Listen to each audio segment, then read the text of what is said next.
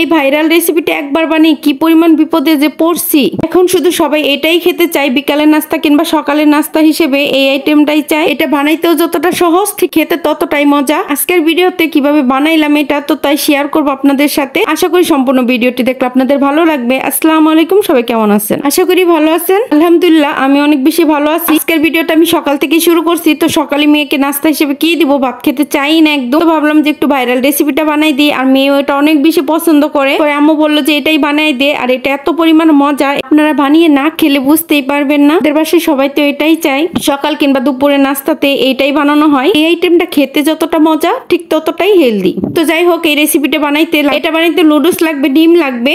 এই রেসিপিটা কিন্তু আমি আরেকদিন দেখাইছিলাম। তো যাই হোক, ওই দিন এতটা পারফেক্ট হয় নাই, আজকে যতটা হয়েছে। তো এর জন্য লাগবে, এই রেসিপিটি বানাইতে নুডলস লাগবে, ডিম লাগবে, আর লাগবে টমেটো সস। মাত্র একটি ডিম দিয়ে এত মজাদার একটা রেসিপি আপনারা কিন্তু খুব সহজে বানিয়ে নিতে পারেন। অল্প উপকরণে মজাদার একটা রেসিপি। তো যাই হোক, নুডলসটাকে আমি সিদ্ধ করে নিয়েছি, সিদ্ধ করে নিয়েছি। তারপর একটা ডিমকে কুসুমটা আলাদা করে নিয়েছি। মানে এখন শুধু ডিমের সাদা অংশটা লাগবে। তারপর একটু পেঁয়াজ দিয়ে দিলাম, পেঁয়াজ না দিলেও হবে। তো তারপরে জিরার গুঁড়া দিলাম, জিরার গুঁড়া দেওয়ার পরে এই মশলাটা বেসিক্যালি মাংস ইউজ করা হয়, তো বাসায় বানিয়ে নিয়েছি। আর গোলমরিচের গুঁড়া দিয়েছি সামান্য পরিমাণে। তো আমি এটা দিই নাই, টেস্টি সল্টটা দিই নাই। যে নুডলসের ভিতরে যে সল্টটা থাকে ওটা আমি দিই নাই। ওটার ভিতরে যেহেতু অনেক টেস্টি সল্ট থাকে এর জন্য দেই না। বেবিদের এমনি খাওয়ানো ট্রাই করি, তো একটু লবণ দিয়ে দিলাম। এটা সব মশলা দিয়ে ডিমের সাদা অংশের সাথে কিছু পরিমাণ নুডলস নিয়ে ভালো করে মিক্সড করে দেন করে সামান্য পরিমাণে প্যানে তেল দিয়ে তো এর ভিতরে সবগুলো দিয়ে দিলাম। তো কিভাবে দিলাম আপনারা অবশ্যই স্ক্রিনে দেখতে পারছেন, ডিটেলস আর বললাম না, ওইভাবে দেওয়ার ট্রাই করবেন। আর এই রেসিপির সবচেয়ে মূল আকর্ষণ হচ্ছে অল্প তেলে ফ্রাই করা। তো আমি একদম অল্প তেল দিয়েছি, আপনারা অবশ্যই স্ক্রিনে দেখতে পারছেন। যাই হোক, মানে একদম লো আছে, এটাকে রান্না করে নিলাম কিছুক্ষণ। তো এটা বানানো হয়ে গেলে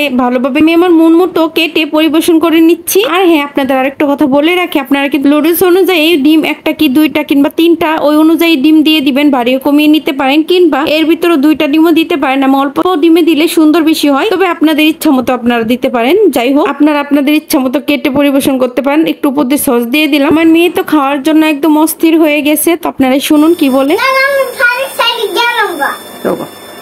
কিছু না দিলে বা কিছু বানিয়ে না দিলে সে কিন্তু এভাবে ব্ল্যাকমেল করে। তো কি পাকনা পাকনা কথা শিখছে, মাশাআল্লাহ। আপনারা কিন্তু অবশ্যই মাশাআল্লাহ বলে দিবেন আর অনেক অনেক দোয়া করবেন। যেহেতু মোটর ছাড়া ছিল অনেক শব্দ, এর জন্য আর বয়সটা দিই নাই। তো সে এইভাবেই আমাদের দৌড়ের উপরে রাখে। আর মেয়ে যেহেতু খাবে তার জন্য সাজিয়ে একটু শসাও দিয়ে দিলাম। আপনারা কিন্তু চাইলে খুব সহজে এইভাবে বানিয়ে নিতে পারেন। যারা নতুন রাঁধুনি আছেন তারা কিন্তু শর্টকাট ভাবে এইভাবে বানিয়ে নিতে পারেন। মেহমান থেকে শুরু করে সকাল কিংবা বিকালের নাস্তা হিসেবে এই আইটেমটি রাখতে পারেন, কিংবা মেহমান আসলে এটা দিতে পারেন। যে একবার খাবে সে বারবার খেতে চাইবে, এতটাই মজা। সাজানো যেহেতু শেষ, তো বাহিরে সুন্দর ওয়েদারটা একটু দেখাইতে নিয়ে আসলাম রেসিপিকে। ভিডিওটি কেমন হলো অবশ্যই কমেন্টে জানাবেন। আজকের মতো এখানেই বিদায় নিচ্ছে। আল্লাহ হাফিজ, টাটা।